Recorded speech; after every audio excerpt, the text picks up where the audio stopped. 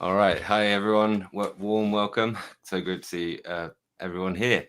But an interesting show, a bit of a look back at 2023 today. Guys. Yeah, it's going to be, I think it's going to be really, really interesting to actually see who picks what, like the last time. I think we're kind of zeroing in on the format that we also like, and then we kind of figured out, okay, so what we like, you guys also like. And basically, it's the thing, we have no idea who picked what.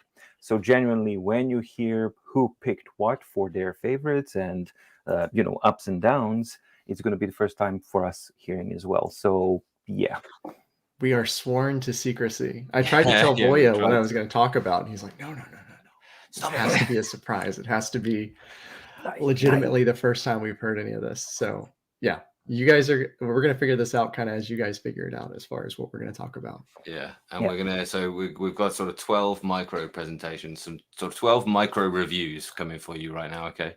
Welcome if you're watching the replay, and they'll all be chaptered out at the bottom so you can skip about and find the bits that you're most interested in. I'm going to start with Brandon, I believe. Are you ready to jump into the first micro review? Yeah, so it's probably worth category. Yeah, so let's talk a little bit about the format. So we're going to do our favorite purchase from the year, non-e-ink. We're going to do our most disappointing purchase of the year, non-e-ink. And then we'll circle back around and we'll talk about the highs and the lows from e-ink through our perspective. So I'll get us started. And let's see, can we get my view up here? So, and I kind of gave it away a little bit, but my favorite purchase from the year is the Yeti Rambler 40 ounce, which, I don't know if it's my best purchase, but it's the one that probably gives me the greatest satisfaction. I had the 20 ounce version of this before, but my treadmill ate it. Like legitimately, it completely crushed it. And I tried a number of different water bottles to try and replace that one. And this is the best one that I've found for my use case. I think the 40 ounces. The volume in metric. Do you know what's 20 ounces in metric, please? For the rest I will figure that out later. I'll figure out as Brandon goes.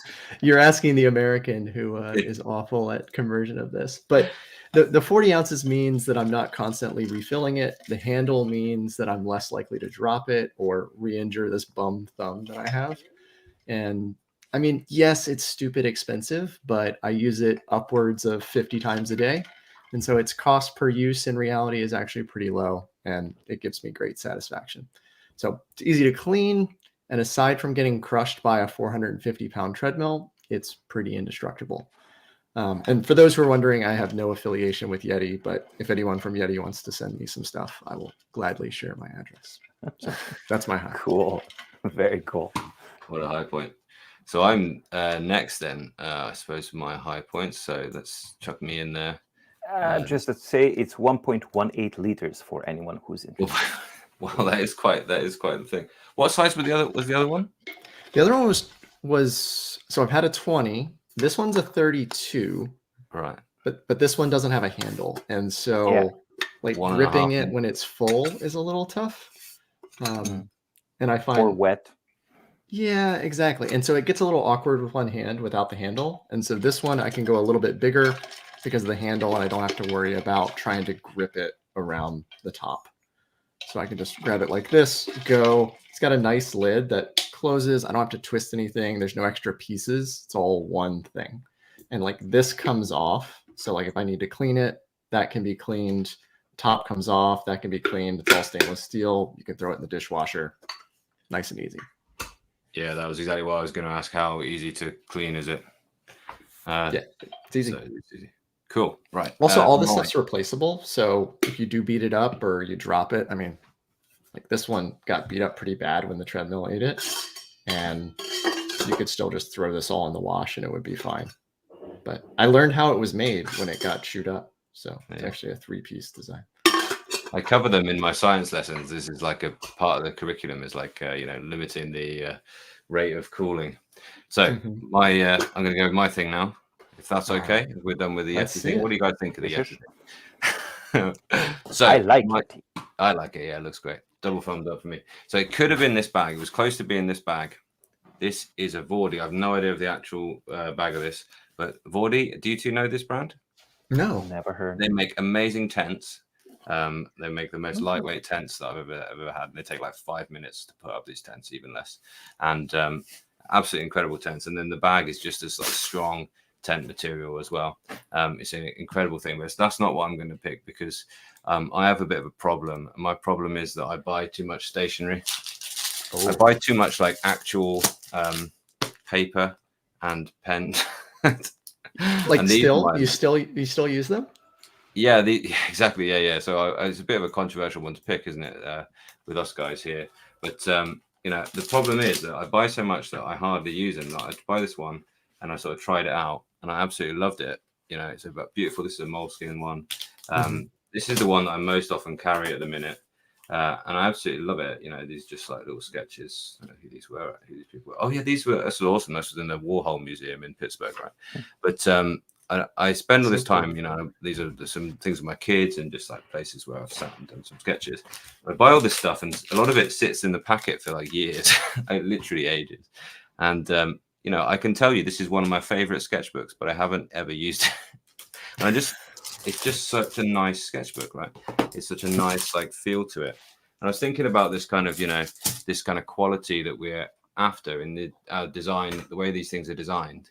We're after this kind of quality, like reminding us of our notebooks that we used to carry around when we were traveling, maybe in our 20s. And I was thinking about how, that like reviewer thing where you like want to test out the pencil tools and you just scribble all over the page. Well, you don't do that when you get a sketchbook. You don't do that when you try out. This was the way I tried out this paper for the first time.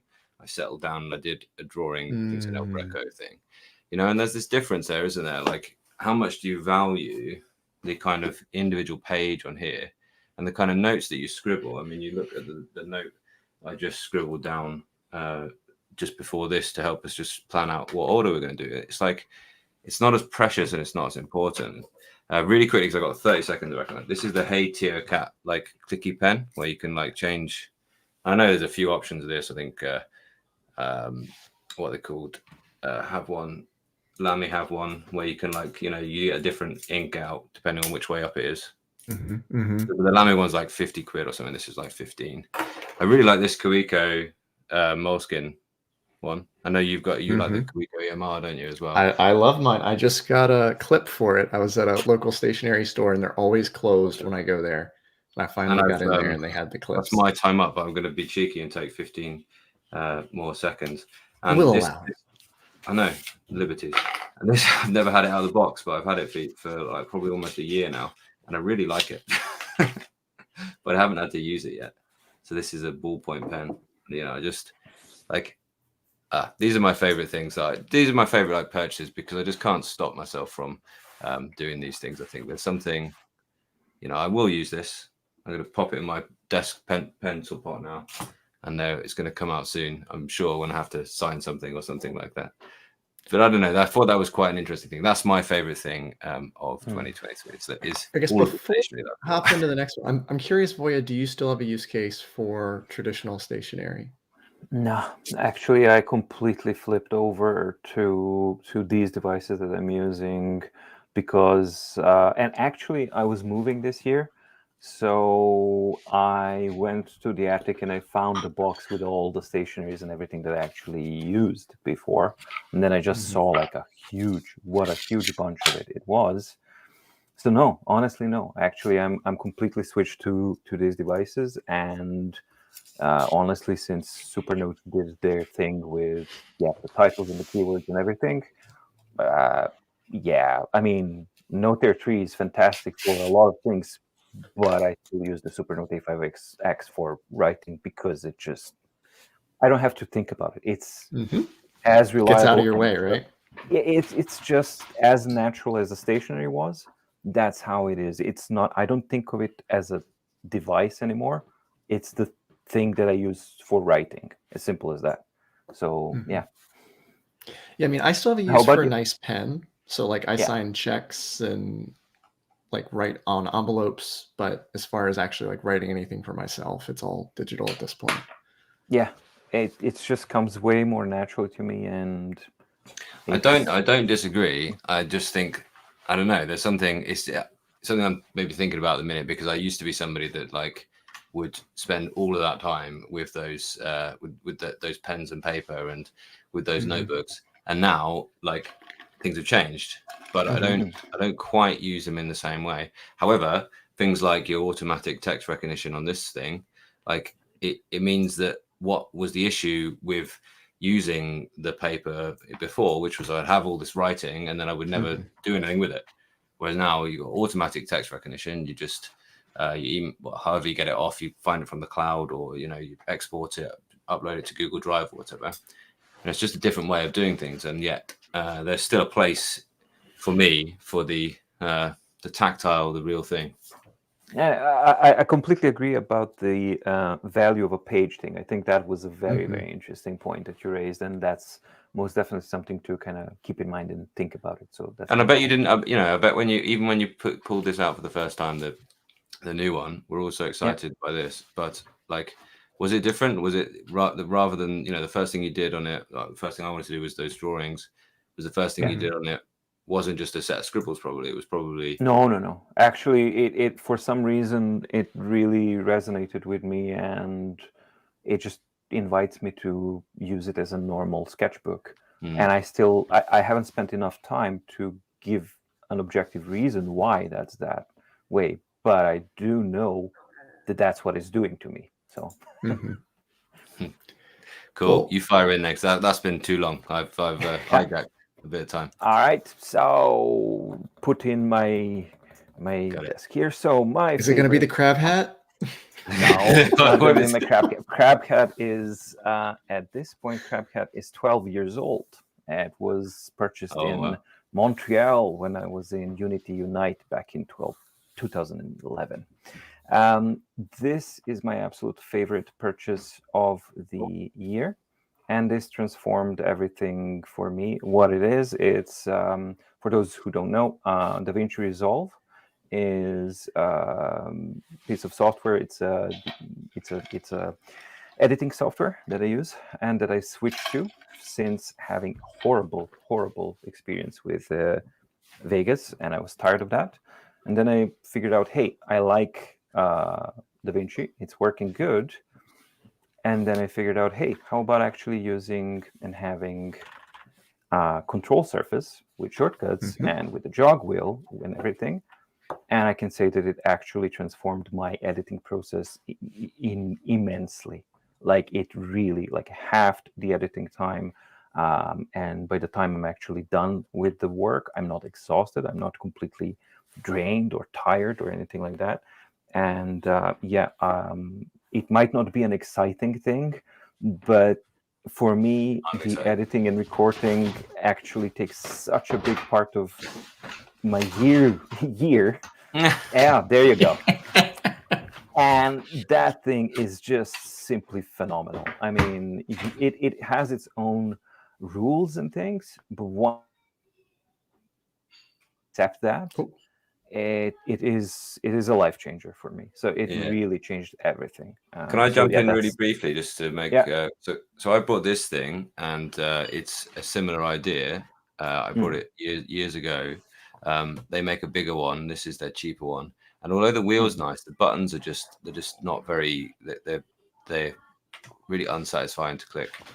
But the whole thing about this is once you get to learn it, you don't look at it.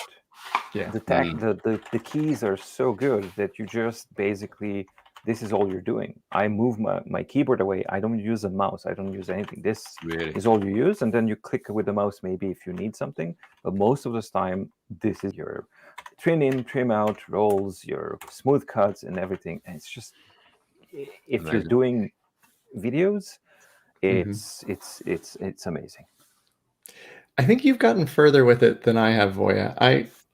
I like it. I like the jog wheel a lot. There's certain buttons that I use all the time that are just awkward to get to on it. So like where the Mark keyboard shortcut is, and what's the other one? I don't love the double tap undo, but like the hardware on it is fantastic. I just wish it was reprogrammable. That's like my only nitpick on it. True. I would agree, but for me, it's so easy. I don't know. It's very focused. It's not too much. So what it has there, it's all usable, and I just use it. So yeah, I love that. That's my Has favorite. it pushed you to? Do you use Cut Page or do you use Edit? Exclusively Cut Page. Since I've got that, exclusively Cut Page, because that's the thing I was referring to. It wants to be used in a certain way, and if you're going to use it, you have to embrace the Cut Page. Otherwise, you're going to fight it. But if you do, it made editing process much better for me because I never used the Cut Page before. And when I got this, I started to use the Cut Page, and my editing just transformed immediately. Yeah, it is one thing that changed for me with editing was I watched a video by Sam Calder, who makes these incredible videos about travel, and he said he has one hand on the mouse and one hand on one small area of the keyboard, and I just copied his keyboard shortcut. So this left hand doesn't move, and my other hand moves the mouse. So it's kind of it's just about, and yeah, it is just about getting those workflows right. And I think if you're not a video editor, take from this that actually there are times when you buy something that really does change it, or you make a change to your workflow that really changes your speed. There are times when you buy something that don't work out, like this Shuttle Express didn't work out for me. Also, the Stream Deck didn't really work out for me. You see me live streaming right now and not using the Stream Deck very often. So it's worth knowing, when you, what is that workflow going to be, and really committing to it. Brandon's not quite obviously committed to using that yet, and let it change his workflow. Is that right, Brandon? So the thing I love about it, I love the jog wheel, but I find that I just do the edit completely with the keyboard. So I have two hands on the keyboard, no mouse, no jog wheel. So the other thing, I didn't get into this, but the other thing I find with the speed editor is I wish I could default it into 1.5 times playback speed. So having to double tap play to get to 1.5 times playback speed is frustrating. Whereas if I have it on the keyboard, I just tap LL and it's just a lot easier muscle memory. But you're double tapping there as well. I know. It's just my hands don't move. Just saying. But, cool. I think we better move on to bad things now. Yeah. Bad things. Oh, all right. So is it me? Yeah. Go for it. Right. Yeah. Let's come back around. Yeah. Go to This thing ruined my day and ruined my freaking week. I don't have enough time to play games. But I love games because I'm a video game developer. That's my primary thing. I mean, I do this 1 day a week. The rest of the stuff, I develop my own video games. And I like tennis. So I got this one and purchased it. Went home. It's yay, weekend, I'm going to play a game. And popped it in. And you pay a full price for this, right? It was on sale, but still, it's a full price game. You put it in. The very first screen of the game is, welcome to our store. And then a whole freaking onboarding system about tokens, coins, and all sorts of, this is a PG show, but BS. That was just wanted me to crumple it into pieces and burn it and throw it away. It's utter garbage. It takes about 10 minutes to get to see anything remotely related to tennis. So yes, if you ever see this, even in a garbage bin, stay away from it. It's absolutely to Mario Smash Brothers Tennis, yeah. Mario Smash Tennis on the game. That's much better. But this is utter garbage. Utter garbage. So don't be warned. That's my rant. So Voja, we haven't talked about tennis. So when are we going to get together and finally play some tennis? Yeah, I played tennis in a gazillion years, but that will be fun. Why not? You get to see me stumble around.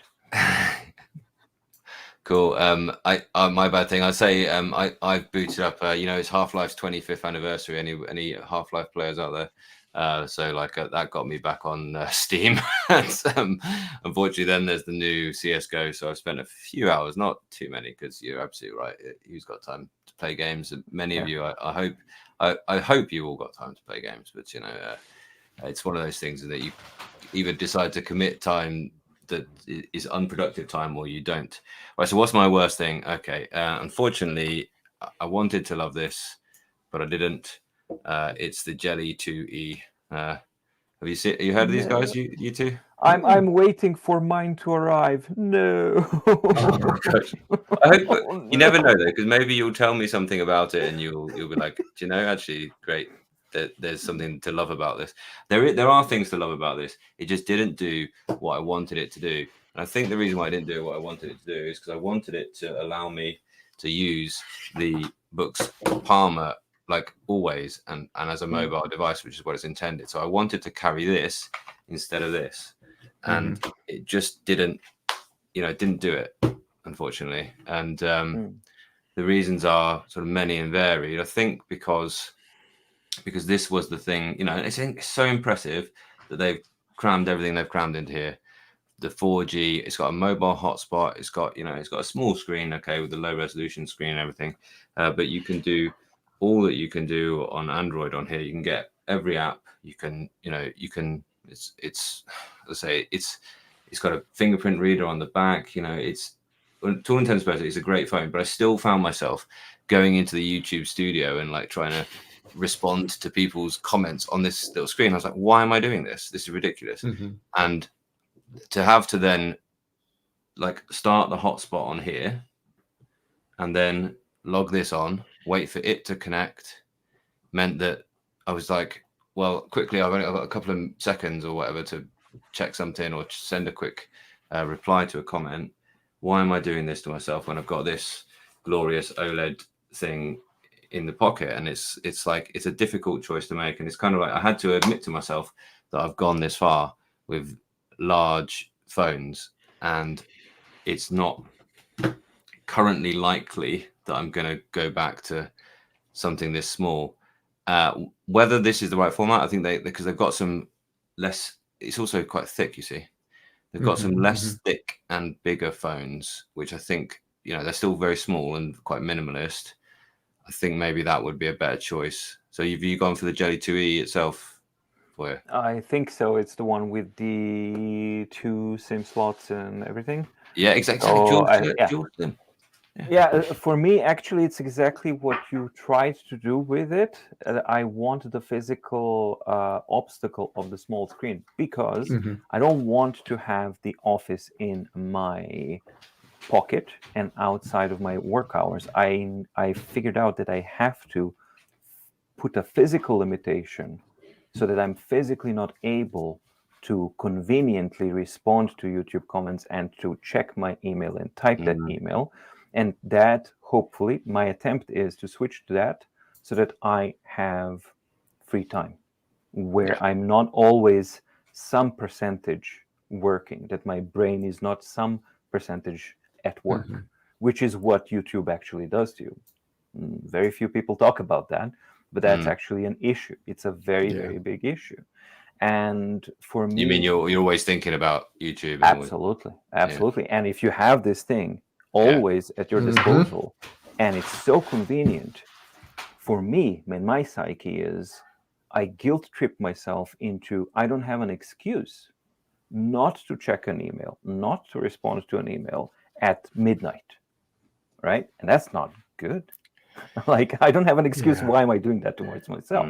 So that's my and you constantly feel like you're trying to get it back to zero, and it's kind of a fool's errand. You're never actually going to get it to zero. And so basically, that was what I loved about I had the iPhone 13 mini before, and it was small enough that it was kind of an inconvenience, and I wasn't quite sure if I wanted to actually have a bigger phone. So like going to the 15 Pro was actually like a really tough decision for me. But I wanted everything else that the 15 Pro could do, and so I went ahead and did it. So So I'm trying to see what happens by going the other way around and setting like fixed times in the morning and at the start of the workday, and at the end of the workday, I'll check the comments and emails and do them, and that's it. So that's going to be a temp. I think that's it, and using it for that bit of time, I committed to doing it for and I managed 2 weeks for it, and I carried those 2 things, and it did work. But and it taught me a couple of things. I think it taught me just be a little bit more aware of what you're doing with your time. have an e-reader closer and don't just automatically open your big screen and look at other things like that. It did teach me, and some of those habits have really stuck, and some of them have kind of like evaporated now. But actually doing that reset, but I don't know whether it needed to be buy a thing to go through that reset really, and that's probably why it's the worst purchase for me for this year. Cool. All right. So for the last 2 years, I've run this YouTube channel on Sony ZV-E10s, and those are not my item I hate. My frustrating item of the year is actually this one, which is the Sony A6700. It was my splurge purchase. I was supposed to be really excited about it. It had all these high-end video features like 10-bit 422 recording, S-Log3, built-in LUTs. It has this hardware rocker knob for mode switching. But in practice, it's been unreliable because it overheats constantly. So for those of you who are watching the Supernote A6X2 unboxing stream the other day, you got to see it overheat firsthand. And I wish I could say that was the only time, but I've had it overheat, I think, every time I've done an unboxing video, because anytime I record more than 30 minutes, it'll overheat. And so it's just super annoying. And the camera has so much promise. It has everything I need, but in practice, it's been a major thorn in my side. It makes creating videos less fun. And so I just do less of it when it was designed to make it a more exciting, more enjoyable experience. And so that's what was the difference up to the FX30 then? Was that a lot cheaper than the FX30? Or? It's a little bit cheaper than the FX30, but the biggest difference is I wanted the hardware knob. So like I use one for S-Log shooting. I use 2 for regular running gun shooting. I do 3 for thumbnails. And on the FX30, you can't do that. You also give up a viewfinder and like a couple of other little things. And so I could go to the FX30. I'm going to try and switch to a dummy battery on this. And I'm going to try to get the little fan that goes on the back. And if that doesn't work, then there will be a used A6700 for sale, and I'll end up buying an FX30. But sorry to hear it was supposed to make things better. It was a splurge. It was twice what I've spent on every other camera, and I just can't trust it.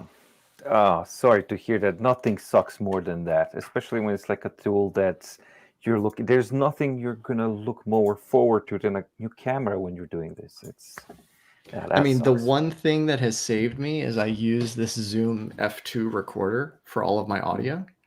Otherwise, every time it overheats, I would lose audio because the audio is coming off the main camera. But because at least I record into this, I can still use the top-down camera and keep going. Otherwise, it would just be a completely lost shot. Yeah, that's great about the Rode Pro things as well. They're always capturing 32-bit float whenever they're on. Absolutely brilliant. And the reason I'm actually I said this to the boys before we started, it's new camera day tomorrow, and this one's great, absolutely brilliant. But it's a better photography camera than it is. It's an M6 Mark II, better photography camera than a video camera.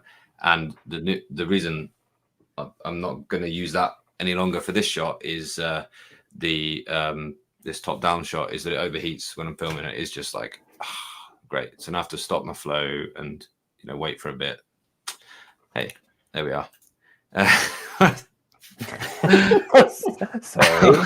That is the best feature of it. Cool. That is so awesome. I mean, it's just really good. That's also the best feature of the new Supernote is it now comes with a fidget click. Yeah, but that makes a noise, and that's annoying. Yeah. And the teachers will tell us that kids clicking their pens is quite annoying. Okay, so let's rock on, and it's going to be Brandon again with your high e-ink next. Oh, all right. Well, into the second half of the show now. I'm going to do a little bit of a lightning round. Are you okay with me taking everything on this? Oh, do you want to do low? Why don't we do low e-ink first, then, and we'll work our way up. All right, we'll start with lows. Start with lows. Okay. I would say my low for the year is release frequency. And I know that's a weird statement. I'd say on the low end of release frequency is the Remarkable, which is we really didn't get a new Remarkable device this year, at least not a Remarkable 3. We got the Type Folio, which is great if that fits into your workflow. But I don't think I'm going off on too much of a limb to say that most here would say a 300 pixel per inch Remarkable is an easy upgrade to say yes to. And so when will we actually get an upgrade on that front? So that's on the low side. I would say if we look to the high side, you go to books. And I'd say, in my opinion, I think books released too many devices in 2023. I think if I can count correctly, I think it was 7 in the calendar year. So Tab X, Tab Ultra C, Palma, Tab Mini C, Note Air 3C, Ultra C Pro, and then Note Air 3 Mono, which is still 227 pixels per inch and something released in December of 2023. And then we add on top of that, I think Tab Ultra came out at the tail end of 2022. So we've gotten 3 books Tab Ultra refreshes in about a year. And the Tab Ultra C was replaced as flagship after, what, 155 days? Really? So yeah. So those are the lows, is just getting release frequency right. Want a little bit more from Remarkable and maybe a little bit of restraint from books. Couldn't agree more.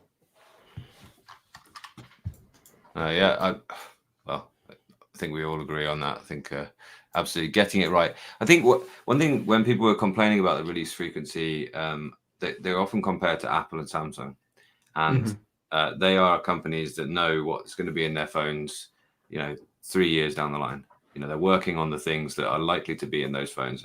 And I think that everyone's used to that kind of cycle of annual, here's all of the phones for this year. Choose what to buy. That'll be our flagship for a year. That'll be our kind of just under the flagship, but still look the same. That'll be the entry level one. And they're all kind of released in these kind of, but then that is a big company with, a pair of big companies, massive companies. And they are, they're able to do that. Whereas these smaller companies, they don't plan like that. And I think when they want to be predictable and they want to be, they want to do things in the open like Supernote, it sometimes means that they have to change their deadlines and everything like that. And I think, I don't know, I hope that we are the beginning of a larger market for e-ink tablets, because they're excellent. And I hope that means that these companies will become able to, as you say, get the release schedules right and get the upgrades right. And when the market wants, as you say, a 300 dot per inch Remarkable, a color Remarkable, an A4 Remarkable. I've been after an A4 Remarkable for some time. Color to draw with that thing. That would be incredible, wouldn't it? But we're not quite. Those companies, maybe, and Remarkable included, aren't quite there yet. So it's my low point now, is it? I believe. Let's do it. Yep. Right. So I was going to. It could have been waiting for this. Could have been, and that kind of chimes in with yours, the release schedule thing. But in reality, it's not waiting for this, because this is, if you're not sure what you're looking at here, the Supernote A6X2, absolutely fabulous device. But because they kept us informed, and they let us know, they chat on their Reddit, and it's been worth the wait. And it could have been the absolute joke of an update on the Lenovo. But I've just said enough. I've just said enough about the Lenovo. I'm not even going to turn it on. I checked it was charged. I thought I might turn it on, but I've said enough about the Lenovo Smart Paper. But I'm going to go for the Kindle Scribe. Forevermore to be known as the Skindle. Yeah. Not a Skindle, but the Skindle. The Skindle. It's the Skindle. Yeah. And I think because it's Microsoft Office integration wasn't there. It wasn't what it should have been. And I think would it like I made a video about the Remarkable Office integration and the Kindle one, and it's such a simple thing. Like, you've added you can send to Kindle, you can send to Remarkable from Word and PowerPoint. Why can't you do the same for Kindle? I mean, it's the tiniest little add-in they've made, tiniest little plugin they've made for Word. It is not, it's not what it should have been for a massive company like Amazon to have brought this out. And I'm not getting, I'm not bashing the Kindle. It's a great value device now. It's a it's a great entry into e-ink. It's got that great screen. There's loads of things that's really good. It's the new browser, interesting. This searchable PDF thing they're going for now. These are cool things. But then there was all that weirdness with the cloud, like the cloud being there and then not being there all of a sudden. And when it was there, it was just it was just a image. It wasn't even like the actual note file that you could download. And you made a good choice if you bought a Kindle. I think good entry into e-ink tablets will do a lot of what you need to do. But then, like, I think the difference is they should try and be more Supernote, because Supernote kind of under-promised and then over-delivered here. This is way better than I was expecting. They were saying, yep, this is not going to be a massive upgrade. This is not going to be like life-changing. We're just adding we're adding a replaceable battery, and they don't make the chips that we were putting in the old A6X, so we better do an update. But then look at what they've actually made. It's all the things, there's going to be more content coming from us all, I'm sure, on this. Things like where the magnets are placed don't get in the way of your writing in the corners, and yet they've got a solution which is holding the thing in place perfectly. You under-promise and over-deliver like that. I think that's why this is the low point, that kind of update cycle. Amazon should be looking to, give you like a version of Word which is perfect on e-ink, and that it can, you can live in that and you can work in this just like you can on the actual Amazon app, the actual Android app here on the Books devices. They should be bringing together their ecosystems into this e-ink device, rather than just treating it as a reader, a Kindle that you can write on, which is it's kind of like the way the first time if somebody asks you what on earth is a Remarkable, what on earth are these e-ink tablets, and you kind of say, well, it's kind of like a Kindle that you can write on. It's like, that's not what it is anymore. That was what it was when Remarkable 1 was invented, and the Sony DP1 maybe, but now there's something different. So that's my low point. All right. So some low points. Yeah, I don't have the low point to show because it was the lowest point. I had it. You had to get it away from you. Oh yeah, that's no longer in my house. The low point for me was Big Me Galley, and for several reasons. Big Me Galley was supposed to show and promote the benefits of the Gallery 3 e-ink screen. And they failed on every single front completely miserably by actually using a Gallery 3 screen and putting it into an Android tablet that has a camera and some other stuff that the Gallery 3 screen cannot do. And on top of that, they don't calibrate it right. They don't do anything correctly with it. So a lot of people are going to say, well, it's not Big Me Galley's fault. It's the problems of the Gallery 3 screen. I would disagree with that, because Gallery 3 screen is that's still a very early technology. But I think that it's a very important technology, because unlike the color passive matrices that we see on the Kaleido Plus 2, 3, and everything that we see, which is still a monochromatic display, the Gallery one actually has color ink cells, and it moves them around. And that's a big thing. And I think that if Big Me didn't drop the ball on that one with the Galley, and actually they had the guts to focus and create a very focused device, extremely limited but focused device that would exploit the benefits that Galley as a display technology had to offer, and then kind of offered that as a thing, then it wouldn't have been such a horrendous flop as it was. Instead, what they actually showed or shown was that they fundamentally didn't understand what the Gallery screen is for. And they tried to just use it as another color panel and just shove it into an Android tablet and whoop-de-doo, here you go. And for me, that was a tremendous disappointment because as a device, it's horrendous. And I think that it slowed down. That device alone, I think, is responsible for future slowing down of development and improvement of the gallery panels. Because it has shown, hey, here's a device. And it was a tremendous commercial flop.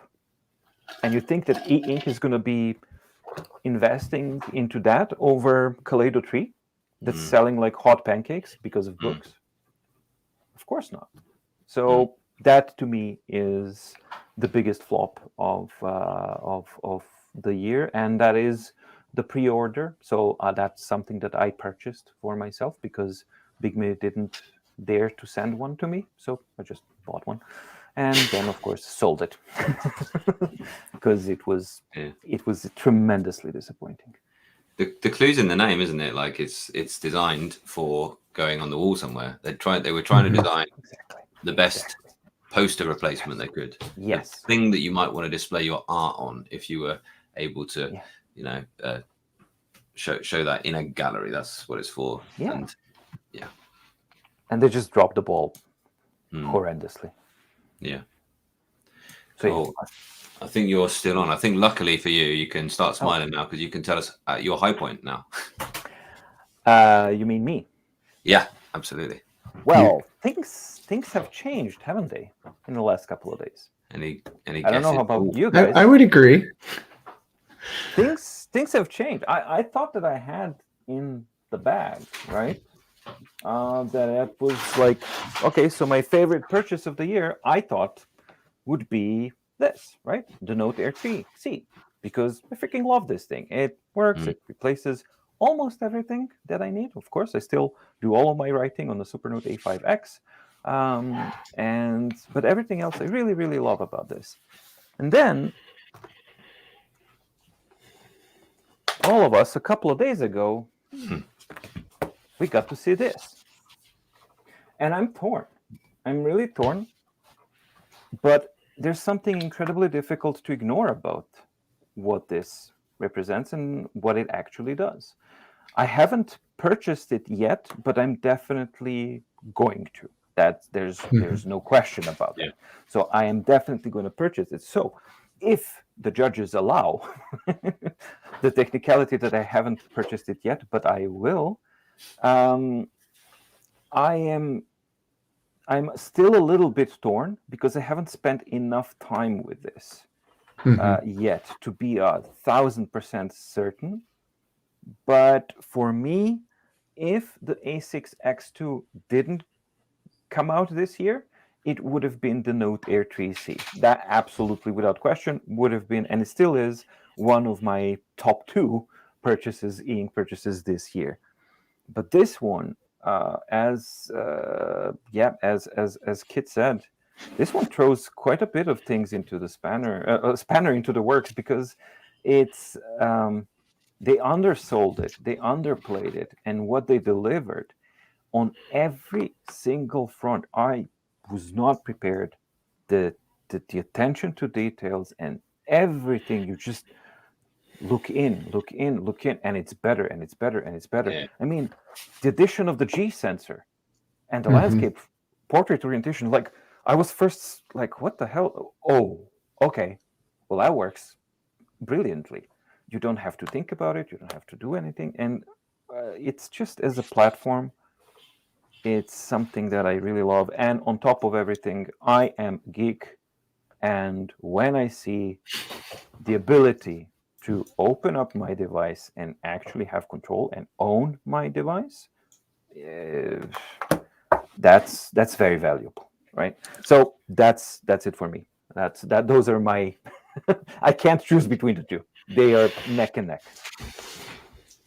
Yeah, it's a fascinating thing, isn't it? Kenzie's saying she can't wait for our in-depth reviews. Absolutely. And the thing is, I don't think any of us can wait to make them either. Like, I'm excited to find the time. It's kind of like, holiday season at the minute, isn't it? So I'm taking a bit of time and slowing down quite a lot. But you know, before this, I'm like, oh, I've got half an hour, right? Quickly get the camera on, and I'm going to make a drawing and get that in the can, you know, like, because it is a really inviting device to use, and it's really exciting. It is. I think the one thing to be careful about, though, is like we're in that really, really exciting honeymoon period. Yeah. I have no doubt that it's going to be amazing, and I'm still going to like it. I just want to see. I need to give it time just so I have an unbiased review on it. Yeah, But I need to know that from everything you, I've experienced with it thus far has been top notch. I have people ask me, they're like, "Will it replace your Remarkable?" I'm like, I don't know. I can't give you an objective opinion on it because I need time with it to just let the excitement wear off, like find the edges that I'm not sure about yet, and then I can give a real review. Yeah, and so from you though, because you really didn't like, it was your put off thing was the feel right one. Like, so where has this made that change for you? Is it feeling better for you? It's night and day difference. Right. Like I think I mentioned that in the review. It's like I love everything about the Supernote except writing on it, and that's kind of a big deal. I have no issue writing on the A6X2. So they really solved the bogging down issue. I love the new textured feel. It's really good. I do find that I prefer it with a thicker ink weight. So the 0.7 ink pen. That way I don't have the urge to really press down. Yeah. Because if I really, really press down, you can kind of convince it to bog down, but it's not nearly as much as it was on the other one. And yeah, I really like it. And that's a nice flowing feeling of writing, isn't it? Yeah, absolutely. Yeah. It could have been, so for me, for my high point, I think that's where we're up to next. It could have easily been this as well. One of the biggest things for me is that they've added this drawing app and the nice airbrush things and all the different weights of pencil. You know, see, that's important for me. So I'm gonna, you know, my intention is to be going through some of Van Gogh's drawings and sort of copying them up, and you know, that's going to be an exciting thing because obviously Van Gogh needs color. But you know, maybe I'll come back to the Air 3C for that. Now, it could have also been the Note Air 3C as well. Absolutely, it could have been.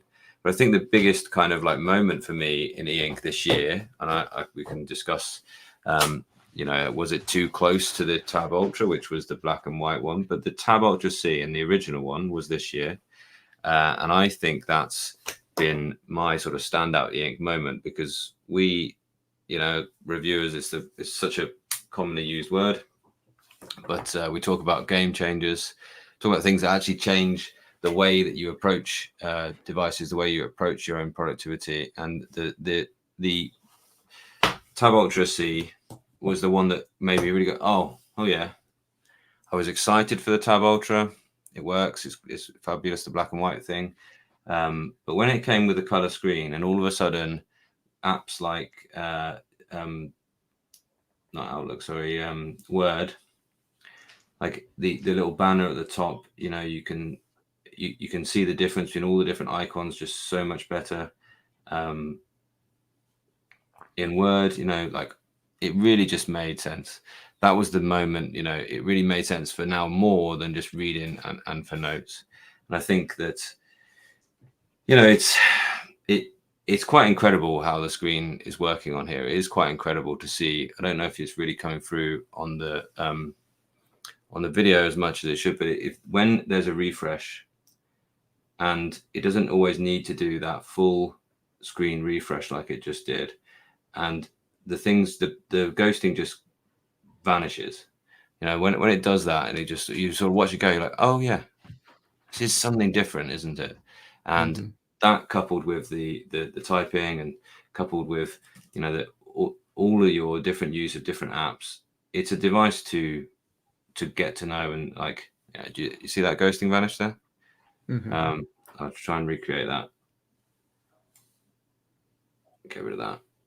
And you just see the thing, you know, a few refreshes later, and it's back to that. And actually, you're hard pressed to tell the difference when you're in ultra fast or fast. It used to be the case in those X modes that you were like, oh, it's just, all the contrast is gone, and you can still see everything that was on the screen 2 minutes ago. And, you know, and then this, whatever they're doing with the book Super Refresh, it still needs to get there, still needs to improve. But that coupled with this Kaleido free screen, coupled with the screen input, you know, I haven't picked the Pro because it wasn't such a shift. But as an e-ink moment, you know, I got really excited, and it just changed what I did on e-ink. and I'm still actually using this device quite a lot at the minute, simply because it's still got a lot of my things logged in, and simply it's not necessary that I have to go up to the Pro all the time. As a change to the way e-ink works and the way what we can do with e-ink, I went from my e-ink thing just being a notes device, a device to be my planner, to be what am I doing this week, what lessons am I teaching, to being my sort of full writing things. Whenever I'm trying to write something, there's only two places I'm going to write at the minute, which is either sort of editing on this screen here with the mechanical keyboard and the RLCD screen that I'm still borrowing, or I'm going to be on here, really, or I'm capturing notes, I suppose, on my big screen. And I think Voja's making a point in the corner, which is a point that I like to. And at the minute, I'm revisiting this device, the Note F3C, and I'm going back and sort of. I concede. I lost on the last one. I'm a gracious loser. The odds were stacked against me.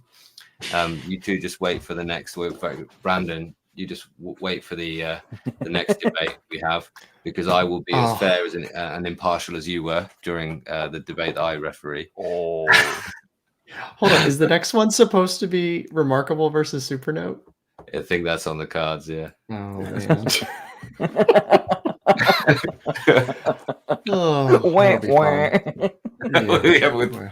With me in the black and white. You guys. All right, should we get to my highs? Yes, Brendan. All right, mine are going to be more general. I don't know that I'm going to crown a device, but I'd say the high of the year is that we got a lot of really exciting new devices. We got the first truly compelling e-ink tablet, or color e-ink tablet, in the Tab Ultra C. We also got the surprise that was the Books Palma, which I had no idea was coming, and is really, really entertaining and interesting. I think it's 2 components away from a pseudo-minimalist e-ink smartphone, and I really hope they go back to the well and actually add a GPS and a SIM card, because I could totally see using that. I mean, the obvious one is definitely the Supernote A6X2 with a fully user-serviceable design and actually having 300 pixels per inch monochrome that isn't a device called the Kindle Scribe. It's just awesome. But I think it would be unfair of me not to call out the fact that Amazon has actually supported the Kindle Scribe much, much more than I thought they were going to with new software. I don't know that it's a compelling productivity tablet, but they started out so far behind, and then they've made up a ton of ground. So as much as I don't want to use it, I think you have to commend the fact that they've actually supported that device instead of doing a ship it and forget type scenario. But if you pinned me into one device that actually released in 2023, it's probably this one. Wow. Woohoo! But apparently I'm supposed to argue against it in the next roundtable. Yeah, whether we, gosh, yeah. Maybe I should argue for Remarkable then. Maybe Remarkable should release a 300 pixel per inch tablet, and then we'd actually have a fair Remarkable should discussion. Do some better stuff. Whoops. But I guess that's an interesting point. I mean, Books has the 300 pixel per inch color tablets, but I love that Supernote doubled down and they said, hey, we're going to do 300 pixel per inch monochrome because we know what our users want. It's not the all the old Books Novas, they're 300 pixels per inch. And the A6X is also 300 pixels, 300 ppi. So that's something to yeah. So pretty much all of the 7.8 inches are 300 ppi. But one thing that I only had the A5X before. This is my first A6. Okay. Yeah. So that is a thing, but there is something to what you're saying, because when I was writing next to A6X and A6X2, this one looks sharper. Again, it will be a newer generation, won't it? It will be. I don't know. It's too fresh. Still, we're right. I can't comment on A6 to A6, but it's night and day difference. A5 versus A6. Yeah, so much better. So much better. Yeah. Awesome. I think, I don't think we're going to have any trouble agreeing on that. Is a great thing. And I was going to ask actually. Well, I've got two questions for you actually. Or one thing to say about the Kindle Scribe. Really, the Kindle Scribe is really doing what I hoped it would do for the market. It's coming in and it's really bringing the price down, certainly of itself. And that's going to mean that other companies need to bring the price down as well. And I know overall, I hope that means that e-ink produce larger volumes and therefore have to sell them at lower price as well, because it is the screen that's really doing it for these in terms of the price. Certainly, that's my belief on why they're not cheap. But that is, when it first was announced, I was like, wow, this is great. This is finally the moment where we roll over into actually an affordable kind of e-ink sort of tablets for everybody. And the high end ones are still going to be high end, and it's just going to slip in there. The screens aren't going to be the thing that makes it too expensive, really. But then my other thing was for both of you actually, who've really chosen the Supernote as your standout moment. Really, what is is waiting for the A5X? Is that an important thing for you at this point? Is it the A4X that's really gonna A4X2 rather? Ooh, can I go first on this one? Yeah, so I get asked by people all the time, like, what do you think about the A6X? And I think the A6X is amazing. I think the fact that they chose to have first class support for landscape mode is a brilliant decision. Because if you asked me, do I want an A6 size device? I would tell you no. I don't want an A6 size device. I want an A5 size device. But the fact that I can turn this into landscape, it instantly adjusts and it scales up, means that I can actually. It's great for lefty. Oh, it's excellent.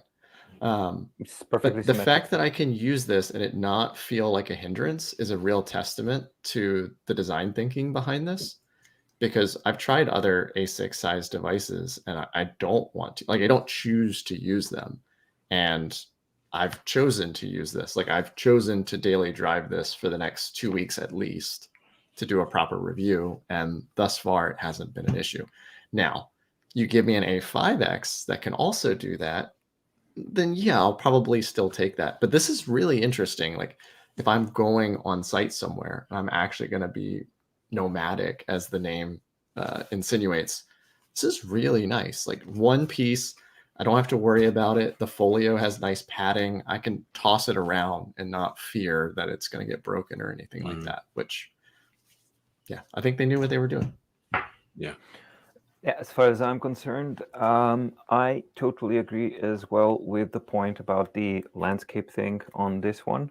And same as you. Now I'm in the review phase, and this is my daily driver for pretty much everything that it can do. So I'm, driving it. And it really is continuing to surprise me. My initial gut reaction was because I had and used A5X and the A6X. First, I had A6X, then I got A5X. And since I got A5X, I honestly very rarely went back to A6X other than checking the updates and all that kind of stuff. This one, with the efficiency of the landscape, and not, I don't want people to misunderstand. Oh, big deal! It has a G-Sync. No, not just that. The whole thing works. Tab Mini C it's a 7.8-inch device. It has a G-Sync. You turn it around and it screws up your notes. Yep. And it screws up the canvas, and it just doesn't work. This is what Remarkable says, distraction-free. I don't have to think about it. I don't care. I really don't want to care what the device is doing, how is it doing. I don't care. It's its job to do it, and it's doing it really well. My job is, hey, right now, it suits me to write in the landscape format, and this piece of technology does that for me and offers me the canvas to work on, and it's doing that brilliantly. So, but as far as A5X goes, well, there's a somewhat almost confirmation from Rata that A5X2 should have a 300 ppi. It's not 100%, but it's high likelihood. And if that happens, and if they deliver on an A5X, the perfectly symmetrical design, and honestly, the awesomeness of engineering that they've actually delivered here, I don't know. If anything, A6X2 kind of showed me that I don't know what I'm supposed to expect next from Rata. And that makes me very excited about the A5X2 and especially about the A4X, for which I still don't know. Is it A4X? Is it A4X Slim? Or is it A4X2? What's it going to be? So, yeah. All I can say if the A5X2 is 227 pixels per inch, it would be a shame. Yeah. It'd be really sad. Yeah, I think that's what they're waiting for. Honestly, I think that's what they're waiting for. Do you think they'll have different backs available? Do you think they'll? Depends on how they sell. Was I don't know about the holes. The two things, and they're so different. But you could just, this whole plastic piece. Mm. You got a white one? I have a white one, yeah. Right. Yeah. Because so I thought the white one was just going to be literally the choice of which back. Yeah. So you could literally buy the crystal back in the future, but it's obviously not the same. No, the sides are different too. Yeah. Yeah, the sides are different, and there's all the screws and everything. So I'm not really sure how that. And what do you think the pogo pins might be for? And are they on the white one as well? So I noticed those in the unboxing. I don't know. Voja, you have any theories? Theories, knowing Supernote. First, my first gut reaction was, hey, probably maybe the keyboard thing, but I don't know if they're gonna go with the keyboard thing. It certainly is a possibility. It would be way too small, so I'm not really sure about that. If I know Supernote, I think that we can't guess what's it gonna be, but it's gonna be something nerdy. Something that we probably haven't seen. I don't think that it's going to be something lame as a flipbook cover with page turning buttons. If that's the thing, that would be very disappointing because what the hell is the point? You have the other slider which is doing that. So yeah, the extra slider is so nice. Yeah, and it's kind of like, is it going to be like, I don't know, 2 years later, like Remarkable, where they brought out something for those pogo pins like way down the line? I don't know, but with this modular design, yeah, could it clip into something next to my screen? Maybe something that just sits on something vertical that clips and charges it, maybe, or like connects it to the computer in some way and makes it like a hub station of some sort. Yeah. How much? Yeah. Do you know, Voja, how much, or Brandon, how much data? What data rate can you get for a pogo pin like that? It's not going to be high, is it? No, it's not going to be enough for anything like that. But you can get power through that. So, and pogo pins, USB. Yeah. USB has a data rate. So I don't know. We shall see. In any case, it seems like it's something that would slot like this. And it has a power slot here, has a pogo pin over there. And it feels like it would go in like that and maybe lock in. Yep, lock in, and you just go like this and it locks. Is it going to be a docking station? Is it going to be something else? I don't know. I really don't know. We'll see. Or maybe they don't even, maybe they just have like a bunch of ideas and they just said like, okay, let's just throw in a pogo pin in there. Yeah. Just in case. So do you guys want to spend a few minutes with a few questions before we call it today? What time? Yeah. If you go into the start as well, then you'll see some there. Any that take your eyes, I've had a little look through. Some people wondering if what am I serious? At the start, like talking about that. What did I buy recently? Absolutely, but other people saying, I just still can't stop. I don't buy stationery. I was talking about the stationery store the other day, and there was once upon a time I'd be really excited about notebooks, and I went in there and I was just kind of like, this stuff's cool, but it doesn't have any appeal for me anymore, unfortunately. But then I've gone the whole hog, and we're talking about cameras, and I've got a film camera here that one person in my family doesn't like me constantly shooting on this, but it takes nice photos. It's a Canon A1. It's a great camera, and it's just it's not Is that a about nifty nostalgia. 50 on the front? What do you have on the front? Yeah, that's the 50 1.8. Yeah. Is that an FD lens? Yeah, this is an FD camera. Yeah, and it's like, you know, it's not nostalgia for me because I didn't really shoot film much, you know, apart from like, so. But it's a nice thing. And what it did for me was it slowed me down. Whereas the way I was taking photos was like bursts of 10 random shots and sifting through hundreds of photos. And this is like, no, actually, before you press the shutter, just think. And I was this is a good one. Random question: how do you not keep chasing new technologies and better performance? That's the one. You do something like that, and you think to yourself, well, what's the experience of using this? And the same with the stationery thing. What's the experience of going back? Oh, valuing the page is the way I put it, isn't it? Like valuing, you're taking the time to make a stroke on a page. You know, just because you can delete that and press undo straight away, it's gone, doesn't mean that stroke can be any less powerful or any less important, any less memorable to somebody. So I think that's it. And you know, making the point about the first tab up to Ultra C and thinking it's good enough. And I made the point in my content quite a lot, and I think you guys did as well, that you don't have to upgrade to the latest thing all of the time. It isn't obligatory. You know, it isn't obsolete. It's still doing what it was doing for you the first time. So difficult one. So like I went on a podcast recently and they were asking me about gear, and my perspective here is buy gear until your quality is not a distraction, at which point solve workflow headaches. So you don't need the latest and greatest. You just need to solve actual problems that you're experiencing, like overheating. So like this is something worth upgrading or swapping out. But aside from that, get to some minimum level where you can focus on your craft and then do that. Yeah, and also there's because that's the one that actually I would pick as well. There's a bit of a practical advice because yes, there are these definitely the things that you're talking about, absolutely.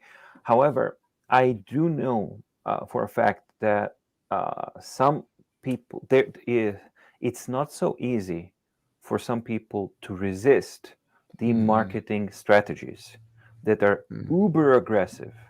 And they are getting more and more aggressive with TikTok and with everything else. It's just getting to be much more difficult to actually resist the active brainwashing marketing strategy that's designed to kind of tell you need this. Your sense of self-worth is less unless you actually own the latest and greatest. And the really bad thing about it is that it's actually targeting people with lower self-esteem, some insecurities or anything like that. So if, for example, you find yourself in that kind of situation, I made a video a long time ago. It's needs versus wants. Just my number one advice would be, if you find yourself gassing, right? And all of us will kind of remember that you speed up eventually. It's not an on-off. There's a new bit of technology that happens. And it's not an instant on. There's a little bit of a thing, and then you build up an inertia. Once you have enough inertia, you don't stop. And then, unless you have that thing, you're unhappy. Where you're not, you've done that to yourself with that building up of inertia. So at that moment, if you find yourself there, just try and stop for a second and build a physical list. My needs and my wants, and then put the technology, exactly what Brandon said, exactly what Kit said. So a merger between those two. What do I already have that fulfills my needs and my objective wants? And what does the new piece of technology actually quantifiably bring to the table? And just the act of stopping that inertia thing and just rewinding a little bit to see what you actually have around you may be enough to help you get away from at least that instant kind of, brainwash wave that you encountered. But there's going to be another one, of course, because that's where we are, unfortunately. But yeah, that's what I would actually say, because this is a very important question. At least I feel like. Yeah. Yeah. And also don't buy things late at night. You'll regret them. Like to defer. Don't buy anything after 2 p.m. So I bought the Remarkable one on a feeling just like that, and I brought it at literally it must have been 1 a.m, and I was like, I'm not going to go to sleep unless I just press buy now. And it's taken tough. me on a bit of a journey, and I haven't regretted that. But there's probably more examples of purchases of that type that haven't led that way. Any other good questions taking you away? No, it doesn't. It has clip-on things, the white one, rather than screws, which is we've been surprised by. I was gonna answer that. Yeah, the screws are underneath. Oh, they are there. So, well, I think on y'all's they are too, right? Yeah. Like you can't see the screws on mine, so I assume yours are under the plastic. No, they're exposed. You can feel them. Yeah. Well, there's you have to unscrew them to actually get the back off. Different on mine. Yeah. Interesting, isn't it? Mine, you can use your. I mean, I haven't done this yet, but yeah, I can peel this off. Watch me break it. Must see content. Brandon breaks Supernote X2. Yeah, you can take it off without screw. Now there are going to be screws underneath here for the batteries and all. Yeah, my screws are underneath. I don't think you're going to be able to see it on the camera. No, so there's no way you could put the one back onto that. It's totally separate. Just a quick one here. Do the books tablet receive Android OS updates? No. And why not?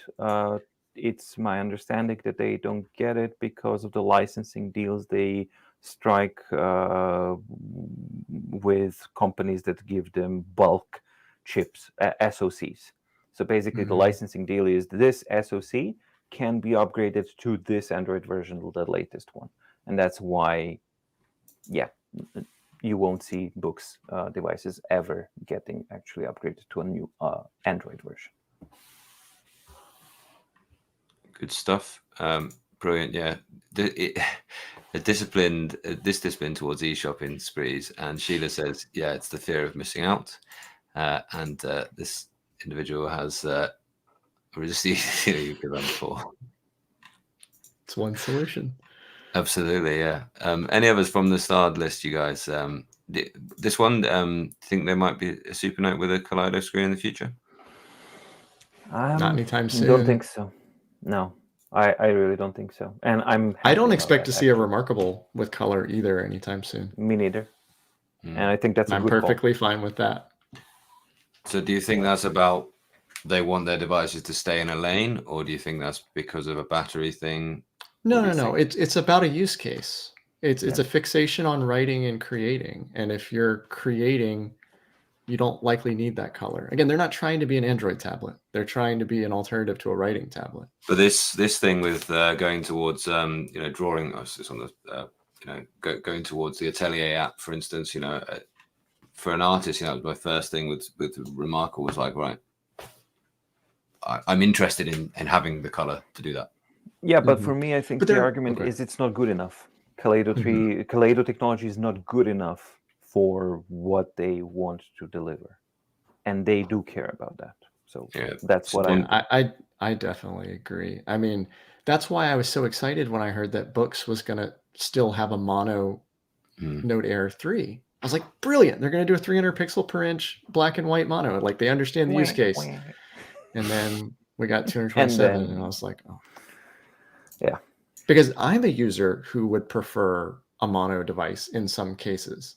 Like, I think the Note Air 3C is great. I think there's a huge use case for that. But I don't think they should stop making black and white devices. I think there's still a user for that. Absolutely. As for sheet stuff, there's that's a huge discussion. But sheet music, reading sheet music, I use the Note Air 3C. I use that without any problems in landscape format, and that's okay. But I use sheet music only when I'm learning a new particular song or something like that, and then I just commit it to memory, and that's it. If you're reading sheet music on the fly, then you are going to need a remote Bluetooth remote page flipper. Or you might want to consider an A4, but I think an A4 device is generally something that majority of people are going to prefer because this in landscape works, but it's still a compromise. Mm-hmm. Cool. There's just a couple more. I think, is the lack of light frustrating on the Supernote? I don't think so. I think find windows to sit by. Go outside. Enjoy ink for what it is. Yeah. So I'm going to push back a little bit, which is, yes, you can totally use it. It's no problem. But you do notice it. Like, I was sitting on my couch and I was writing, and where my hand shades the screen, again, the Supernote screen is darker contrast-wise than the other two. And I don't think it's a deal breaker, but I notice it more on that device than the other two. The other two meaning? The Books devices and the Remarkable device. Yeah. Like, again, you're going to turn the backlight on or the front light on the Books, and so it's probably a non-issue, but on the Remarkable, you don't, and on the Supernote, you don't. Yeah. That's what I was thinking also. Pogo on the back. Maybe a light edition? A light? That's the most compelling theory I've heard thus far. Yeah, I could see that. Yeah, with the Books tab, you can sign into your workplaces. They allow the same thing Android has with a whole work what they call it, work mode or work profile set of apps, and you can even turn them off when you're finished with work for the day, and so you don't get your work emails until you turn it back on in the morning, which is quite nice. Just one switch in the drop down. Yeah, lots of things to like about that. I was talking about the Tab Ultra C, and that was the first device that I enabled that and had my entirely separate, my badged copy of my work apps, and that's just a very nice thing to have my own personal Microsoft account and the work Microsoft account, and therefore I was able to keep those things totally separate on the device. And it's a great thing to have. Cool. The Linux thing, any thoughts about the Linux operating system? That was going to be one of the flagship things of X2. It's partly where the 2 comes from, is the 2 operating systems. It's not necessarily just the second gen. I think they didn't finish in time really with the Linux operating system, because they had planned on making those updates for the original A6 and A5s as well in parallel with the A6X, and I think they just ended up feeling like they've bit off more than they can chew, and that's why they've offered such a discount for A6 users, because they didn't get what they promised them. And they didn't promise, they set out a roadmap and they aimed to achieve all the same features coming to the older devices, and they didn't. And that's, I think, a software development time frame thing. Would I be right in saying that, gents? Yeah, I mean, I'm curious the compatibility layer that they're doing here, Voja. Do you have any feel for how they're maintaining their writing app across both, or how they intend to do that? Well, it's not a problem actually, because they have their .mark file as simple vector data. So when you have your I didn't mean so much from a storage, but like maintaining app updates across the 2 different OSs. I just don't know the technical underpinning for how they're doing it. I really don't know. That I don't know how they're actually going to do it, and I think that's going to be the main thing that they're trying to kind of resolve. But I wouldn't be surprised if the dual boot, when it actually comes out, that what Linux, because they're doing dual boot, that Android version, what we have here with the apps and everything, that's going to be for regular users, right, quote unquote, and the dual boot Linux is going to be there for the open source development community, for people to actually start doing their own thing there. I think that's really exciting. I mean, I didn't get into that in the lows, but I probably could have, which is, I think, something I had hoped to see in 2023 was inviting app developers to first-class e-ink experiences. I think Books got the closest to it, but they still haven't updated the writing SDK for the Android 12 devices. So I have a hard time even giving them credit for it when, like, for instance, Notable has this, and there were users using Notable, and then people moved to the new device and it just doesn't work. Not because the Notable developers don't want it to work, but just they haven't fully committed to maintaining the SDK. Yeah, I mean, I was looking into the SDK because it was interesting. Hey, cool, I got my Android 12 and I can now actually play around and test stuff on the Note Air 3C. Check out the SDK, and not really that. Yeah. So that was quite disappointing, actually. Cool. I think I'm just going to say thank you, and I think we'll probably wrap it up now, gents. Unless there's any other questions that are just jumping out at you that you desperately want to. They're great questions, and thank you so much. And just keep putting them in the comments, the main comments parts underneath the videos, because they I certainly might not always respond to every single comment, but read every single one, and they always influence the content really, really well on my channel.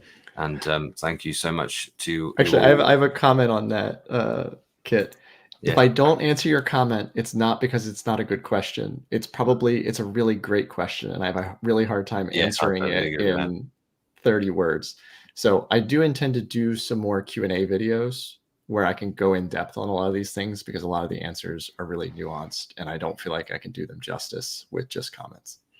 Yep, similar like that. And also sometimes people, for me as well, sometimes people forget that I'm not in the US, and maybe I'm sleeping when you post a comment. It does happen. It is rare, but it has been known to happen that I go to sleep sometimes. But yeah, joking aside, yeah, we do try. I think all three of us, we pretty much do the same thing, which is you try to answer as many comments as you can. But as Brendan said, once in a while you do run into a really substantial one, and you either set that one aside for Q&A or for something else, because comments are not really that good of a place to tackle complex subjects. So yeah. But yeah, all of them are read. It gets you thinking, doesn't it? These things, you think about that question and you think about it when you're writing your next piece of content. And thank you all in the audience, everyone watching. Thank you so much. Thank you, two gentlemen. Thank you. Have a great thank you, Christmas guys. and New Year, and we will see you after. Thank you so much. Happy holidays. Have a great time. Bye.